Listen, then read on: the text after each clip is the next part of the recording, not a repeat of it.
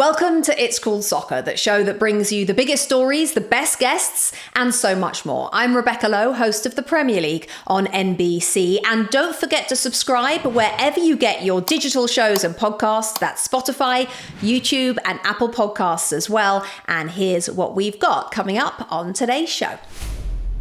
We're joined by Sacha, Kljestan and Dax McCarty to talk US men's national team and whether it's a lack of talent or complacency. There is a misunderstanding of maybe the talent level of our national team. I think I disagree. I believe there are a lot of big talents. Will Mauricio Pochettino look to Major League Soccer players for the upcoming Gold Cup? And is his style of play working? At no point should we be kidding ourselves into thinking that we are Barcelona or even Germany or a Spain. We are not that team. We talk Gio Reyna and whether a move to Major League Soccer could help his chances with the national team. He's probably the most, I don't want to say disappointing, but it's like mind-boggling. We talk Major League Soccer after Chicago Fire's huge victory over Vancouver Whitecaps. A team that my colleague Sacha Kljestan here has sung the praises of. When Chicago is good, it's great for MLS. We talk Dean Smith and whether it's working yet for Wilfried Zaha at Charlotte FC. He's amazing. I know! But listen, he's done nothing. He's just adapting, Sacha. And we're joined by the 2017 Masters champion and massive Real Madrid fan, Sergio Garcia. What a day that is, eh? A bit of golf in the morning, then watch Real Madrid in the afternoon. It's perfect, isn't it? That's what's coming up on this week's episode of It's Called Soccer.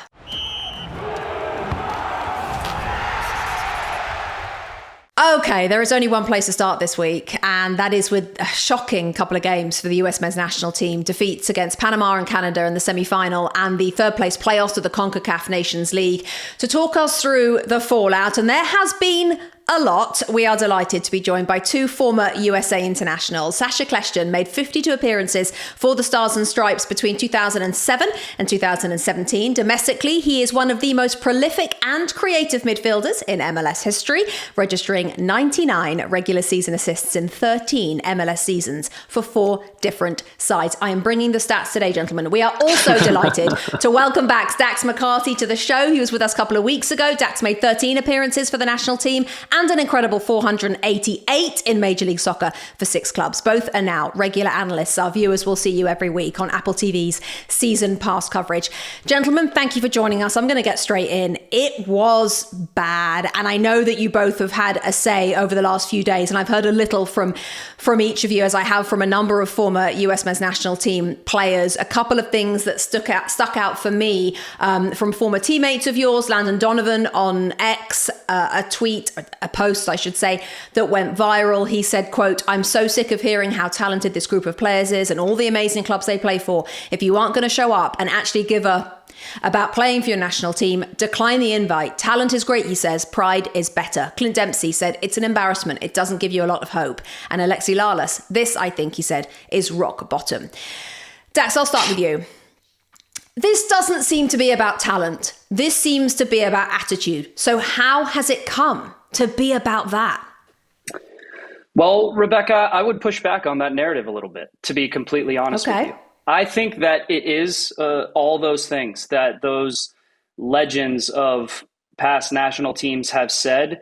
I saw Sacha Kljestan, my colleague here, echo the same sentiment. And I don't necessarily disagree with them. I think when you watch this team play, it can be maddening at times because you see that they're playing at these big clubs and they're playing in the Champions League and they're fighting for titles with important teams. But then there is a disconnect. When they show up for the national team, something doesn't look right. It looks off. They don't look like the same players when they play for their clubs versus when they play with their national teams. But I think we're overinflating some of the quote unquote talent that some of these guys have. I made the argument myself that the only players that I would look at as being consistently excellent for the national team throughout the past couple of years have been Christian Pulisic and Anthony Robinson. You can make an argument for Gio Reyna and Tyler Adams and a couple of these other guys, maybe Yunus Musah, who have shown flashes in the past. But I think that there is a misunderstanding of maybe the talent level of our national team. But with that being said, it is a mentality thing. I look at these guys as being too complacent.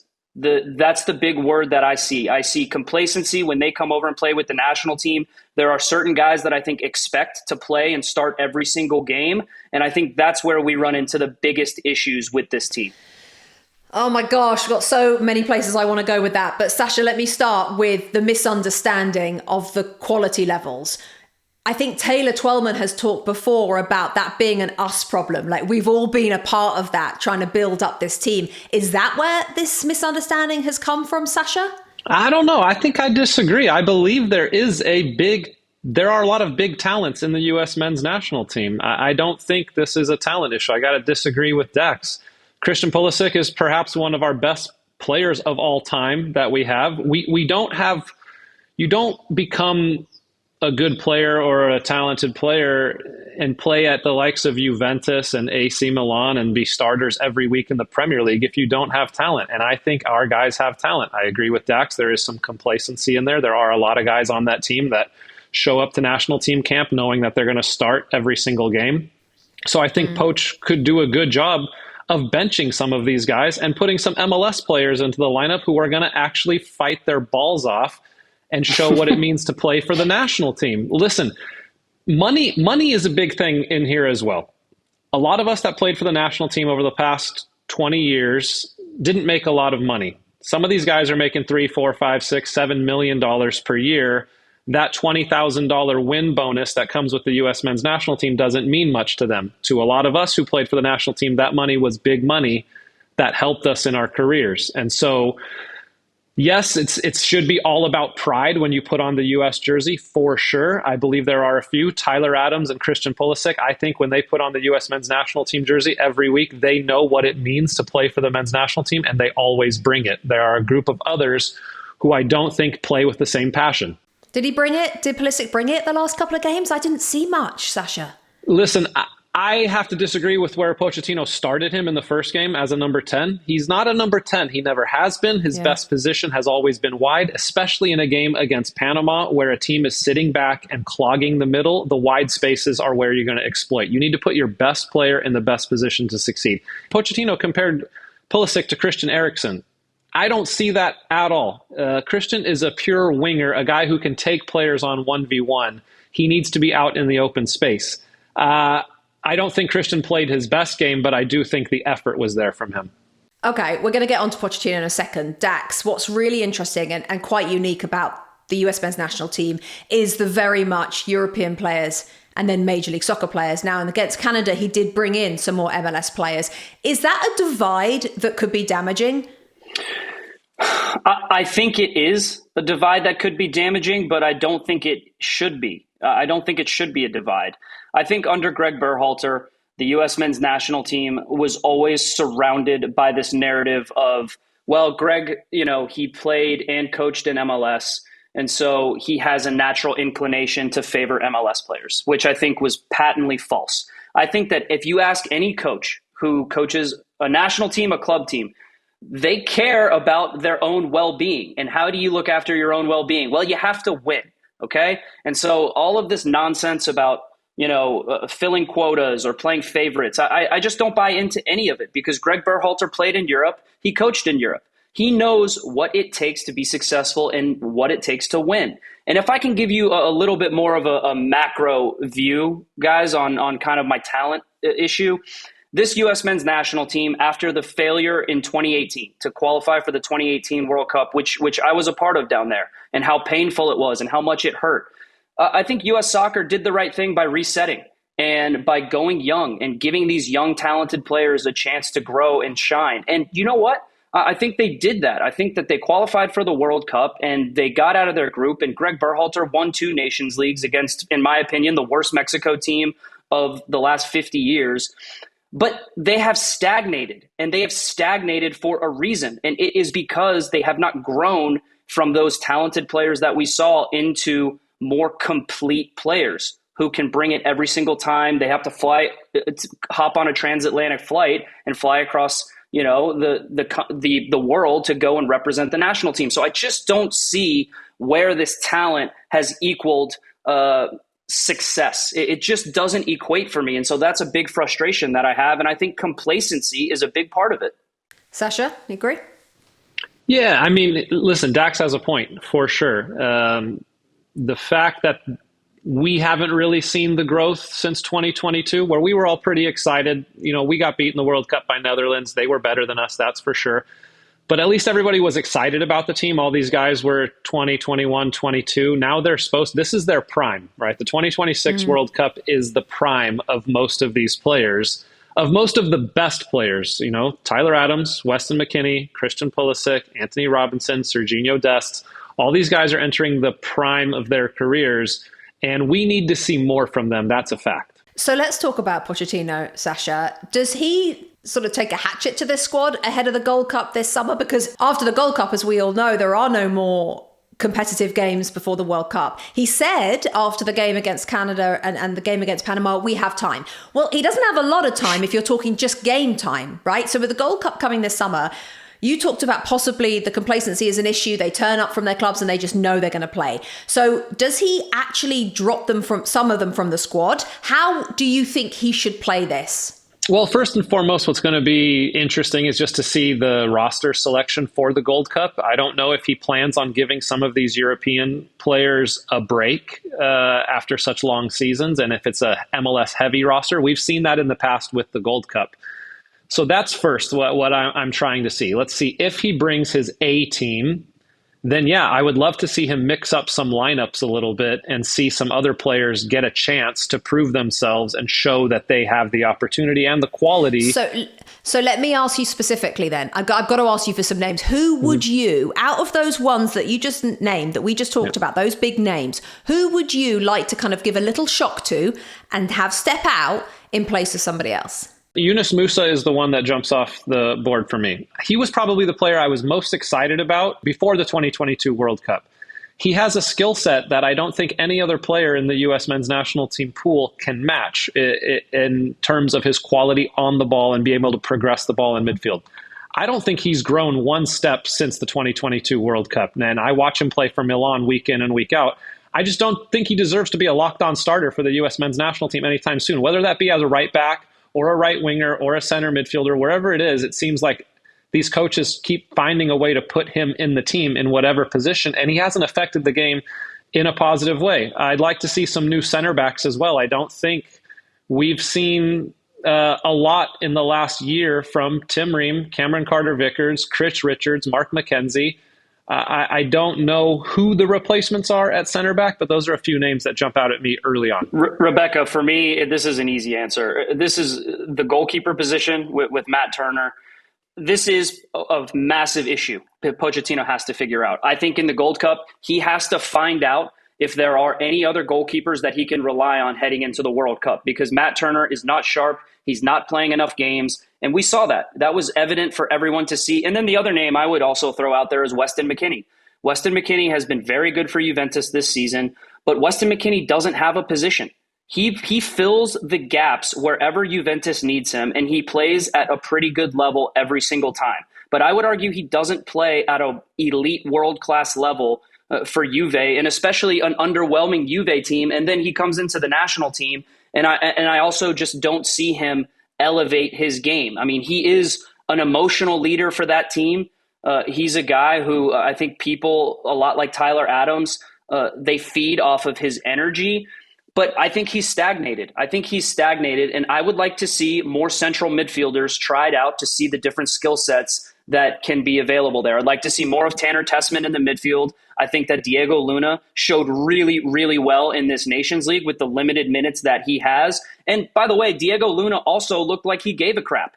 He was one of the few guys that it looked like his motivation level was extremely high, because I think he has something to prove. There is something to be said about these guys who, like Sacha said, are making really big money and they play at really big clubs and they play at a high level.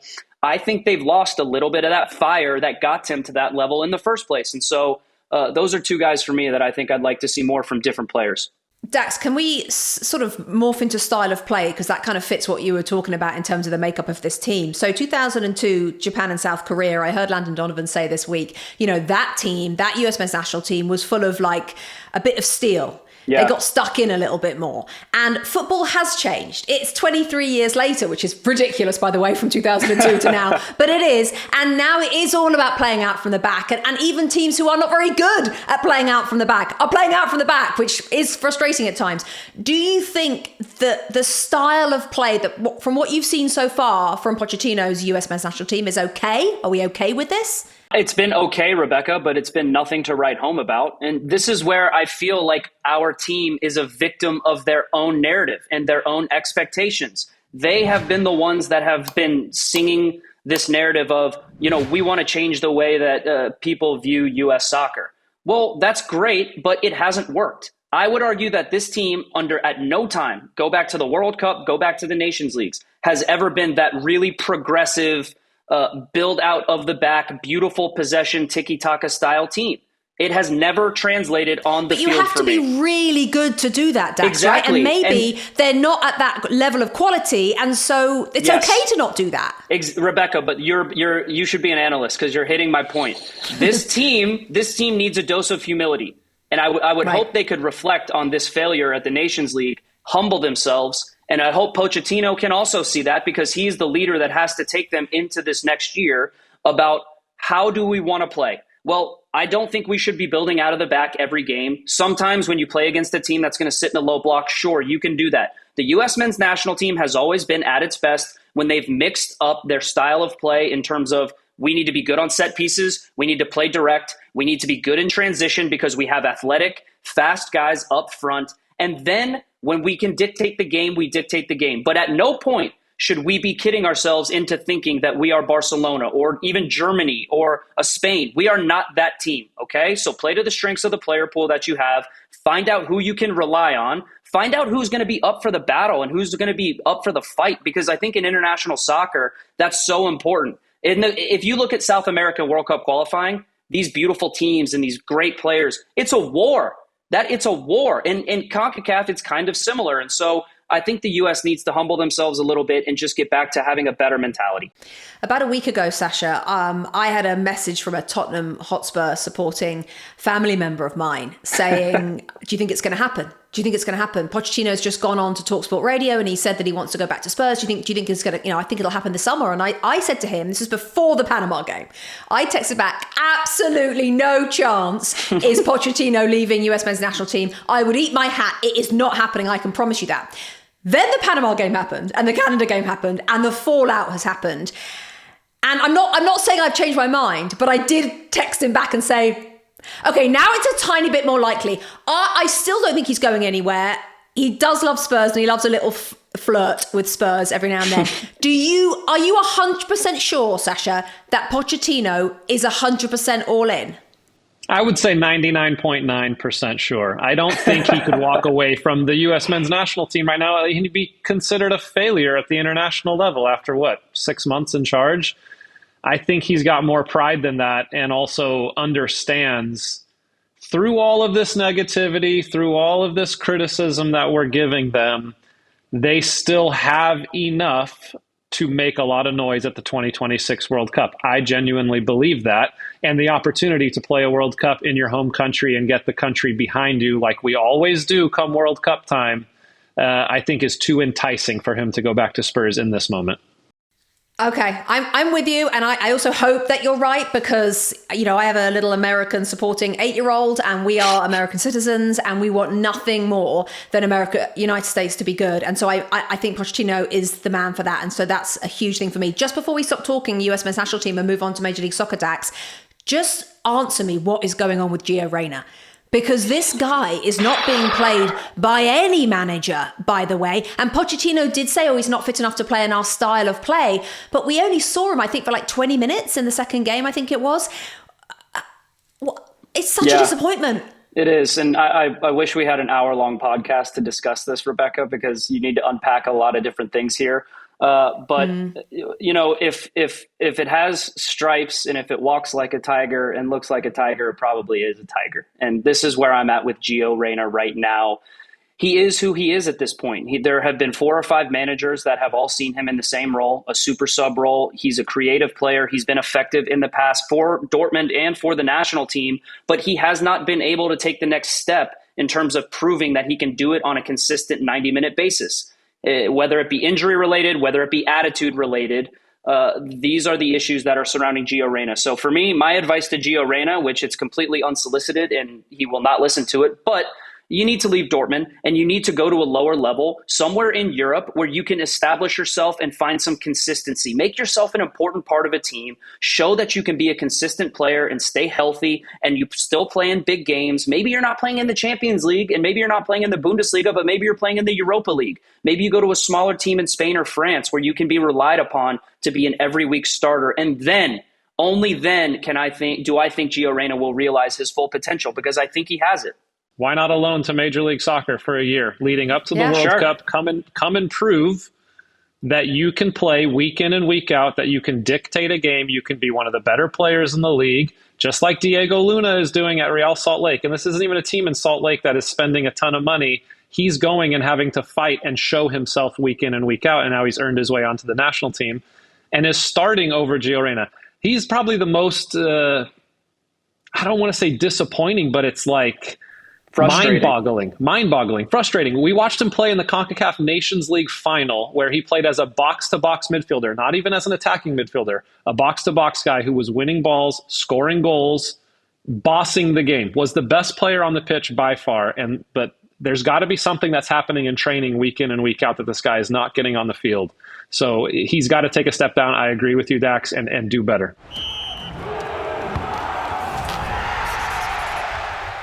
This episode of It's Called Soccer is brought to you by Huel. Certainly is. Domestic football is back. It's the FA Cup quarterfinals this weekend. Palace are at Fulham. Very nervous. And then it's a full midweek of Premier League afterwards. So it feels like everything's getting busy, Gary Neville. Yeah, we're approaching the running now, and it feels like it's going to be a busy couple of months ahead. So does that mean you take a Huel everywhere you go? Yep, it keeps you going. The Black Edition ready to drink is complete meal in a bottle, and we know that it's something that I grab quite often if I miss a meal during the day. It's packed with 35 grams of protein, 27 vitamins and minerals, low in sugar, and all in one handy bottle. Yeah, I need it to be low in sugar because I very much make up for the rest of the sugar across the rest of the day. So that's very helpful. Also, I'm a big chocolate fan. We know you're vanilla. There's iced coffee. Strawberry banana sounds interesting, by the way, but this is my go-to, the chocolate one. You can just grab it and go, and you are getting a complete meal for, less than $5. And for me, it's the vanilla. Has to be. I'm big on vanilla. And right now, It's Called Soccer Viewers, the listeners can get our exclusive offer, which is that you get 15% off plus a free gift using our code ICS at huel.com/ICS. That is 15% off, Gary, plus a free gift for new customers with our exclusive code ICS at huel.com/ICS. Cheers, mate.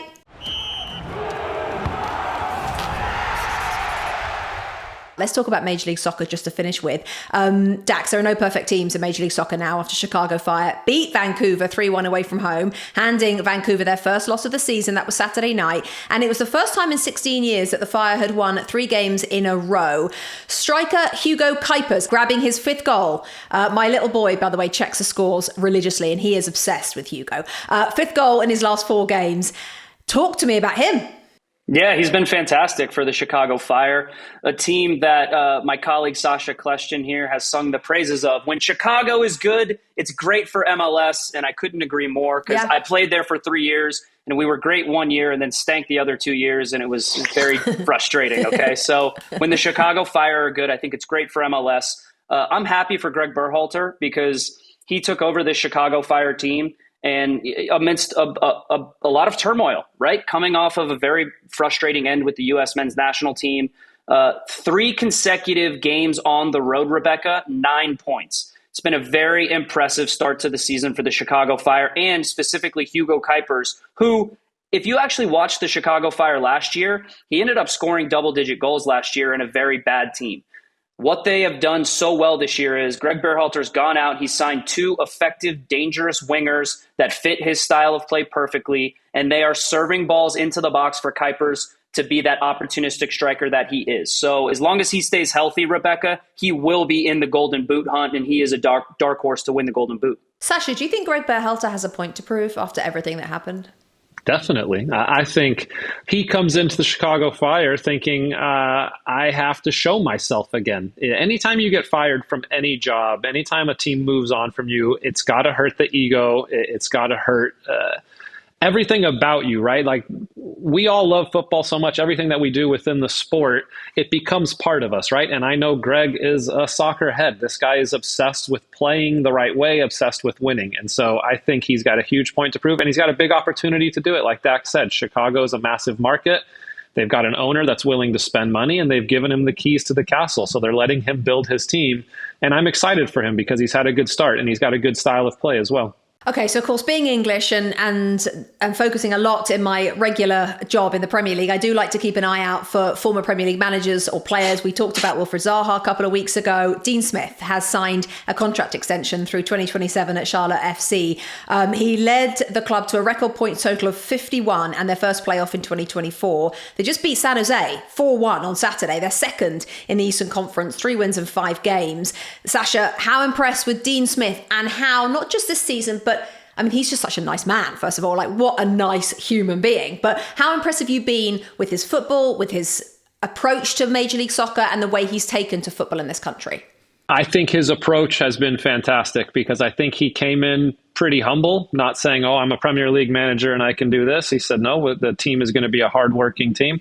And I can see the jersey behind you. So Wilfried Zaha, I assume you're a fan of his. He's amazing. I know! But listen, he's done nothing. He's done nothing in 5 games. And Charlotte is still in second place. So what I'm saying is, there you go. He's think just adapting, Sacha. Yes, and when he does fully adapt, he is going to dominate in MLS. I picked him to be the MLS newcomer of the year. I think he's going to dazzle us. I know he had some in preseason right before the first game. I'm pretty sure his wife was giving birth, so he's gone back and forth between the UK and Charlotte a few times. He hasn't settled in. When he does, he's going to be amazing. Dean Smith, though, the most telling thing was after this last game against San Jose, they won 4-1. They interviewed him after the game. He said, I'm not really that pleased because we should have played a lot better. They got a red card late in the game. They gave up a penalty. So he set the standard really high at that club. And I believe that they can challenge in the East with Inter Miami. Love it. Dax? Instant charisma. That's just what I think of when I look at a Dean Smith. I love his press conferences. I love listening to him speak. He's very articulate. He doesn't give you the boring milquetoast answers that most coaches give you. He goes into detail about everything.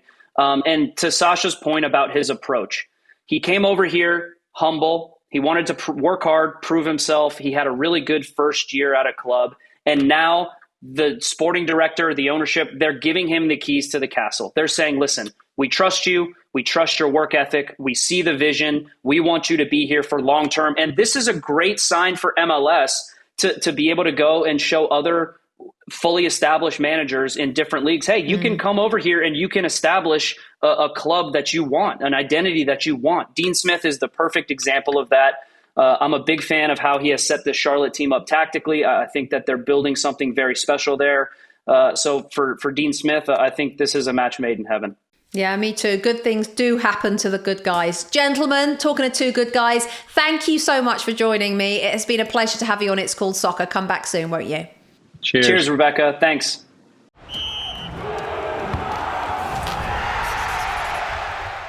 This show is sponsored by Love Every. You know, I really wish I had the play kits by Love Every when my son was younger. These are not your average toys, guys. Love Every's play kits are designed by experts to help children learn through play, and they're delivered straight to your door every couple of months. These kits are incredible, thoughtfully made with stage-based playthings that grow with your child for years of engaged learning and play. And parents, you'll love them just as much as your little ones do because they come with expert-backed play guides and the Love Every app with tons of activity ideas and guidance so you can easily support your child's development at every stage. Plus, everything's made from premium, safe and sustainable materials, so they're not just good for your child, they're good for the planet too. I'm going to be gifting these to every one of my friends and family with young children. Give your child what they need for long-lasting learning and fun as they grow. Explore the play kits at loveevery.com. That's LOVEVERY.com. And It's Called Soccer viewers and listeners get an exclusive discount on your first subscription order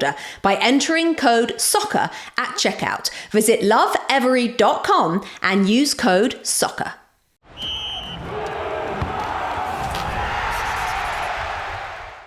Time now for a really special interview. A little earlier on today, Gary Neville and I were joined by former Masters champion and big Real Madrid fan, Sergio Garcia.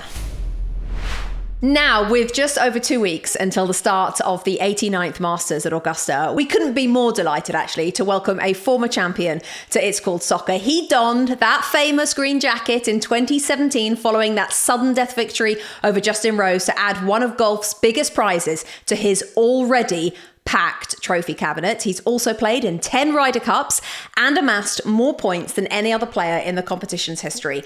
Off the field, he's a massive fan of football and his beloved Real Madrid. We'll get to it. It is a huge welcome to Sergio Garcia. Thank you, Sergio, for joining us. Thank you, Rebecca. My pleasure. Sergio, we are going to talk Trent Alexander-Arnold as well as Real Madrid in just a little bit. I know, it's big news. But this is going to be, at the Masters, your 100th major, which is incredible. Do you still, when you arrive at Augusta, or when you will arrive at Augusta, get that same feeling, that same excitement? Now you've done it 100 times at a major? Without a doubt, every time you get into a major, it's it's always a treat. And I've been very fortunate throughout my career to play so many because of doing well. And I think I played like 87 or 89 in a row, something like that. So you see it as something normal, but it's not. So the last couple of years has been really interesting because now, when I get into a major, I'm even more excited to be a part of it and to try to play well and enjoy it and no matter what happens, and that's one of my goals for this year at the Masters more than anything, just to go there and enjoy the week, hopefully play great, but if I don't, still enjoy the week because to be able to play 100 majors, it's not many people have done it, and you have to realize what it means. Sergio, is it too obvious to say that the Masters is your favourite major out of the tournaments that you played in? No, funny enough, Gary, is not. I love the Masters. My favourite major is the Open. That's surprising. Why? I've always loved the British Open Championship. I think as a European, obviously growing up in Europe, the Open is the one that you always look up to because when I was growing up in Spain, you couldn't really watch the Masters, but you could watch the Open Championship.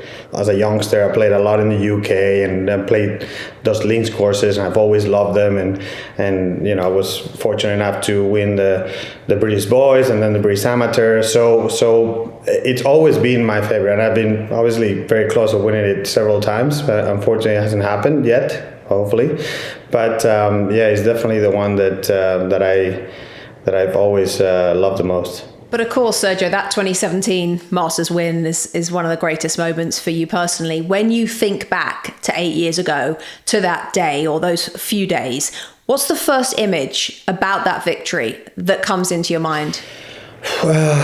Good question. I think there's several. I think that probably the one that kind of stands out the most for me would be the Eagle on 15. Because of the energy I felt when I made that putt for Eagle, to experience that at the Masters with a chance of winning the green jacket, that was an unbelievable feeling, and you could feel the energy that was going around between the grandstands and everything. So that was really, really cool. And then obviously there's the moment on 13 when I have to drop from the azaleas and get up and down for par, and then obviously when I make the winning putt in the playoff. Sergio, when you watch a football player take a penalty, can you sort of align the thinking that's going through their mind? Because I almost think of, like I say, a 5 foot, 6 foot putt to sort of win a tournament or to save a tournament, particularly in big tournaments that you've played in the Ryder Cups. Would you say it's a similar type of pressure? It feels it would be that way. I would say so. I mean, obviously, Gary, I played football my whole life, but not to the level that you guys have played. But I've always, and funny enough, about 3 weeks ago, I was the captain of the Rest of the World, the Icons series in Thailand, and I was talking to a lot of the the football players, and we're talking about that, and we were saying the closest thing that you have in football that you can relate to golf, it's a penalty kick, because it's where the ball is standing still, where you're actually thinking. It's not so much a reaction. The ball comes, you react. You want to hit it far post or near post or something. No, this is, you're thinking about it. You're like, okay, where do I want to go? Is the keeper going to dive that way? Oh, these, that. So definitely, I think it's the closest thing that you can get where the ball is still and you get more time to think. Hopefully the right things, but sometimes how it is. Little things creep in your head. Yeah, I want to talk about that little. Can you just tell us about how you've managed those little things that creep in your head, which obviously all sports people get, all people get in life? How have you coped with that over the course of your career, and how do you deal with it and cope with it? It depends on the moment. Obviously, there's always wrong thoughts that might come into your head or stuff like that, and there's moments where you go through something that it's a little bit heartbreaking, and it's happened to me a few times in my career. But I think as you get older and you get more experience, you start realizing things, and that's something that at the beginning of my career and probably until I was in my mid-30s, and I hadn't won a major yet and stuff like that, and everyone was like, oh, he's never going to win a major, or best player to win a major and stuff like that. And it can spiral the wrong way, but at the same time, if you take it the right way, if you take it in a positive way, you can make it fuel you. You can make it help you. So in some of the close calls that I had in majors and in other tournaments, sometimes you're so focused in trying to win that when you don't win, you're just disappointed about it. You finish second, or you lose in the playoff, and you're like, oh man, I was so close, I didn't win. And you kind of make it sound like it was a bad week, but it wasn't. So I started realizing, okay, obviously you're trying to win, and that's what we practice, and that's what we try to do. But you can't let one little thing ruin a great week, because to have a chance of winning a tournament, you've done so many great things, and you're going to throw all that away because you just didn't get through that last hurdle, and instead of winning, you finish second or you finish third. I've always said, I'd rather finish second. Everyone is like, oh, second is the first loser. I'm like, you know what? I'd rather finish second and at least have a chance at winning than finish 15th or 20th, and you don't even have a chance at winning. So, that's the way I try to look at it. Sergio, let's talk football. And as we're recording, it's not a done deal yet, but it looks very likely that Trent Alexander-Arnold leaving Liverpool at the end of the season and coming to your team, Real Madrid. Happy about that? Yes, obviously, we have Carvajal. We have Dani Carvajal, which is an unbelievable right back. But obviously he had a big injury earlier in the year, and I think he's like 32 now, something like that, or 33. So he's obviously, getting a little bit older. But Alexander-Arnold, he's been an unbelievable right back for so many years now, and he's still fairly young. So it is exciting, because we do need a couple of guys in the back because of some of the injuries and some of the guys getting a little bit older. And hopefully he'll make a good team there with Jude and some of his mates there. It's interesting, because on Carvajal, I actually think he's probably the most underrated right back in the world. I think he never really gets mentioned as one of the great defenders, does he, of sort of the last 4 or 5 years, but he's an amazing defender. And I think when Trent goes there, if he's still, so he's not just going to give in. He's that type of character, Carvajal, and he's so competitive. Who would you pick out of the two if both of them were fully fit next season? I know, obviously, as a fan, you're obviously seeing a lot of Carvajal. For me, Carvajal is like a pit bull. It's like he's always like biting at you. He's like on top of you, and he doesn't let you breathe. So, the way I see it, I think that they're probably both going to push each other to try to be better and better. So Dani is going to try to be the starter, but at the same time, he's probably going to try to push Trent to become better and better, and knowing that, in a few years or who knows, he's going to take his spot. So I think that he's been there for so many years, and he's one of those guys that came from the youth team and stuff like that. So I think at the end of the day, he also wants what's best for Real Madrid, and he knows that Trent is going to be a big help for the team. Who's the greatest Real Madrid player that you've seen in your lifetime? I'm thinking of sort of the players that you've seen in this last 25, 30 years. I mean, they are some of the greatest players of all time. Who would you put at the top?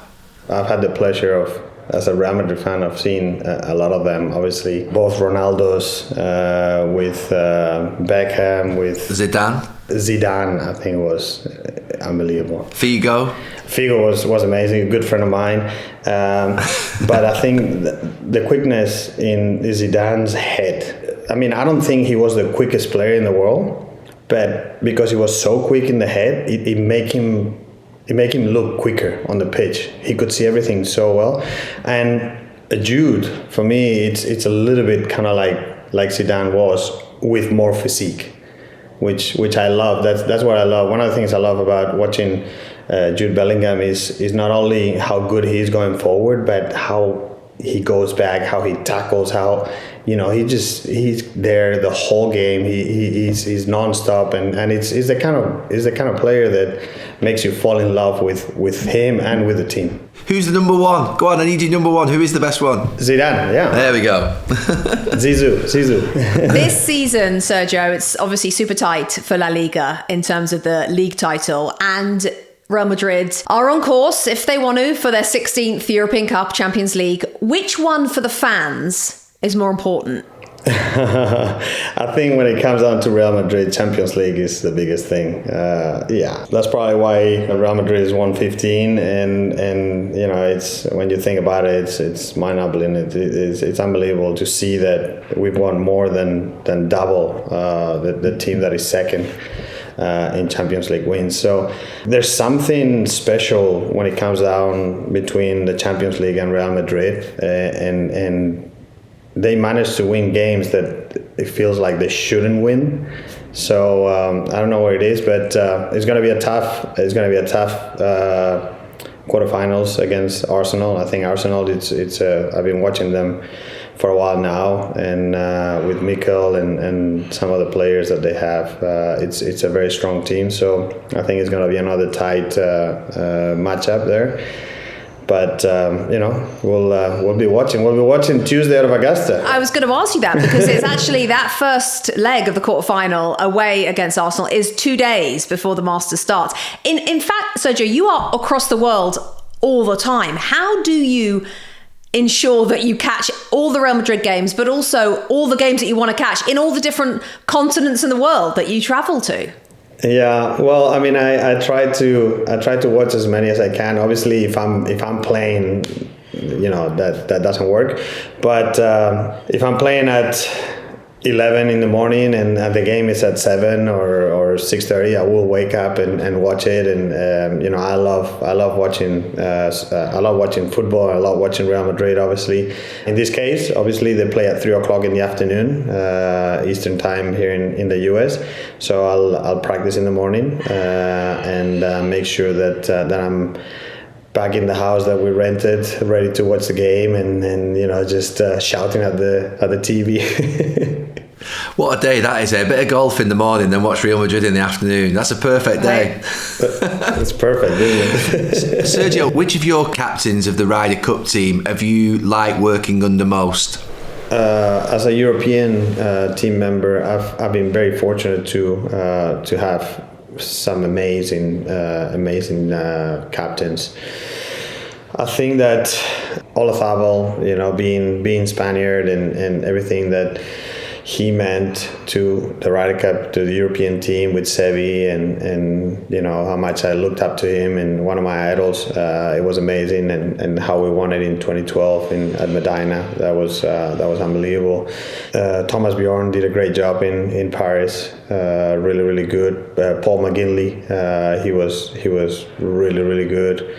But everyone brought something to the table, and that's the beautiful thing. And even some of the first ones, like Mark James in '99, even though we lost, I mean, it was so much fun. We had so much fun. I mean, his press conferences and everything, they were so funny. Like I remember I was 19 and we were watching the press conference and we were cracking up because he was, you know, cracking jokes and stuff like that. And on tense moments like that, it's nice to see that your captain is so relaxed and stuff like that. And Sam Torrance was amazing. But you know, if I had to pick a couple, I would say Jose Maria and Thomas Bjorn were two of the ones that impressed me the most. Sergio, I know you're talking to us from your base in Austin, Texas, and you've spent a long time here in the States and you know this country really well. The World Cup is coming in 15 months. Just how have you seen football, soccer, grow over here in your time spent in the United States?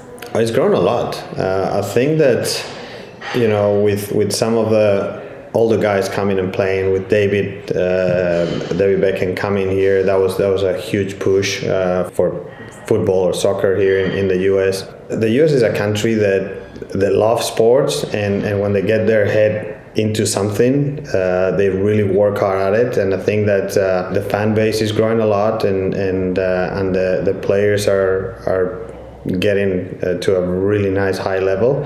So you know, I definitely see the US competing to win a World Cup probably in the next couple of World Cups. Wow. I don't know if they're going to win it, but I think that they can start getting to like semifinals and things like that, which, you know, you start smelling the you know, the trophy a little bit.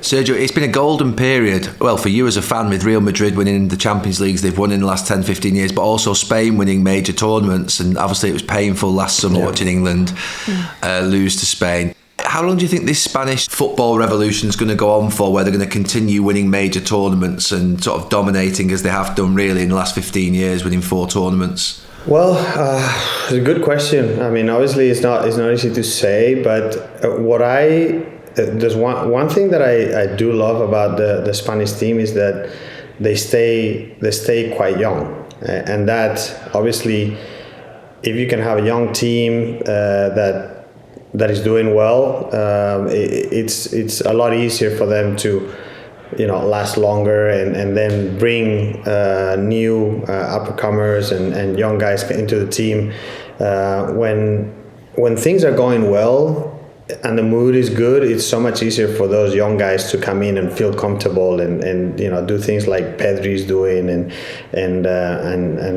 you know, many of the other young guys that are coming, Lamine Jamal and you know, even some of the Real Madrid guys that are starting to get into the team and stuff like that. So it's great to see that because you know that you have a future coming up into your national team. You know, it's not like they're all, you know, early 30s or mid 30s, and you know that, you know, in like a World Cup or something like that, there's no one going to be there. So it is exciting, but you know,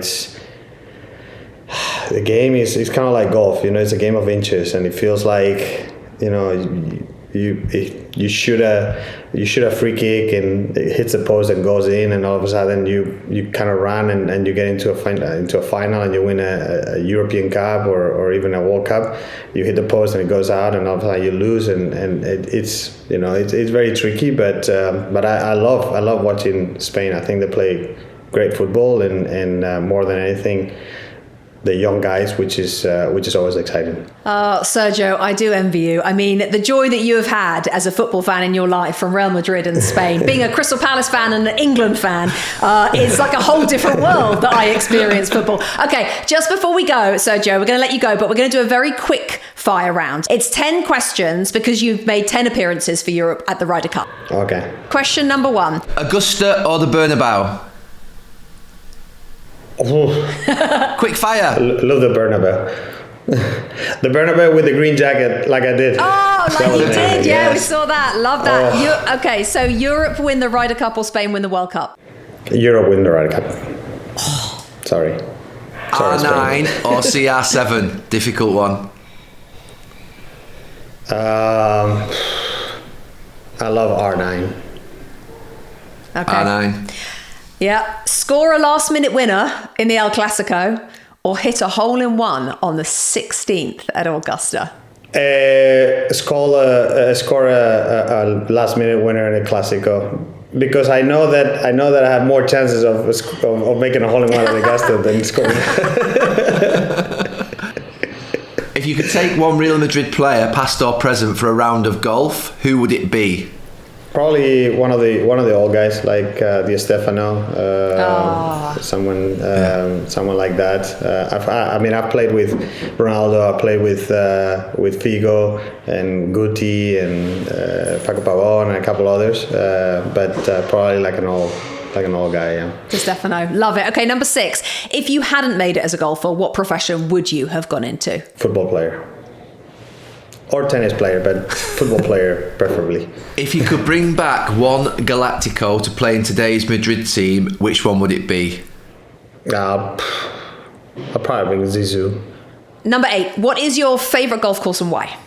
Valderrama in Spain. I just love the setup of it, and I love the design. It's always been my favorite golf course, and I've done really well there, so that helps. Right, you may have already answered this earlier, but which other major apart from the Masters would you most like to win? The Open Championship. The Open. Okay, and number 10. If you could pick any other golfer to take a penalty to win a game, who would it be and why? Oof, good question. Any other golfer? Bernard Langer. He's German. He's about to score a penalty, isn't he? He always does against England. Yeah, that's true. I would have to go for one of my teammates, probably like David Poch or someone like that. He's a good soccer player. He's a good football player. Perfect. Sergio, what an absolute joy and treat it has been to have you on It's Called Soccer. Thank you so much. And we will be watching and wishing you all the luck in the world in Augusta and also in the quarterfinals of the European Cup as well, unless you're an Arsenal fan. Thank you, Sergio. We'll speak to you soon. Thank you, Sergio. Thank you. All the best. Guys. Good luck. That is all we have time for on this episode of It's Called Soccer, but don't worry, we'll be back next Wednesday. We're going to be joined by actor and huge Liverpool fan, Mike Myers. Subscribe wherever you get your shows, YouTube, Spotify, Apple Podcasts as well, and we will see you right back here next Wednesday. Bye for now.